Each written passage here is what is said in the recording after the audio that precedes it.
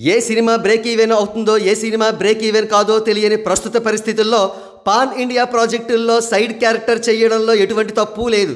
ఈ విషయాన్ని మొట్టమొదటిగా గ్రహించిన విజ్ఞుడు యంగ్ టైగర్ ఎన్టీఆర్.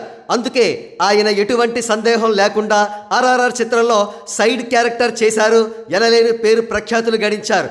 ఆ చిత్రం చేయడం వల్ల ఆయనకు కలిగిన తక్షణ లాభం వార్ 2 చిత్రంలో కూడా మరొక సైడ్ క్యారెక్టర్ చేసే అవకాశం రావడం. ఇకపోతే ఎన్టీఆర్ బాటనే ఆదర్శంగా తీసుకుని మరొక అగ్ర హీరో కూడా సైడ్ క్యారెక్టర్ పోషించారు. వారు మరెవరో కాదు, రెబల్ స్టార్ ప్రభాస్. ఎస్, కల్కి చిత్రంలో ప్రభాస్ సైడ్ క్యారెక్టర్ పోషించారు.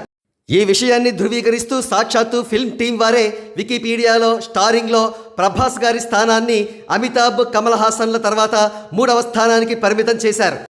కానీ గతంలో సైరా నరసింహారెడ్డిలో కూడా అమితాబ్ బచ్చన్ గారు ఒక కీలక పాత్ర చేశారు. అయినప్పటికీ ఆ సినిమాలో అమితాబ్ గారిదే సైడ్ క్యారెక్టర్. అందుకే స్టారింగ్లో కేవలం చిరంజీవి గారి పేరు మాత్రమే ప్రథమంగా కనిపిస్తుంది.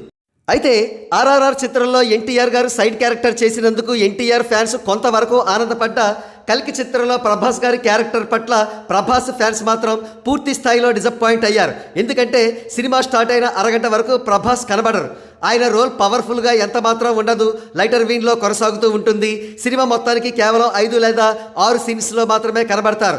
On the contrary Amitabh Bachchan గారు మాత్రం చాలా పవర్ఫుల్ రోల్లో ఫెరోషియస్గా కనబడతారు. ఏది ఏమైనప్పటికీ ప్రభాస్ గారు ఇక నుండైనా తన సినిమాల్లో సైడ్ క్యారెక్టర్స్ పోషించకూడదని నిజమైన ప్రభాస్ ఫ్యాన్స్ మనస్ఫూర్తిగా కోరుకుంటున్నారు.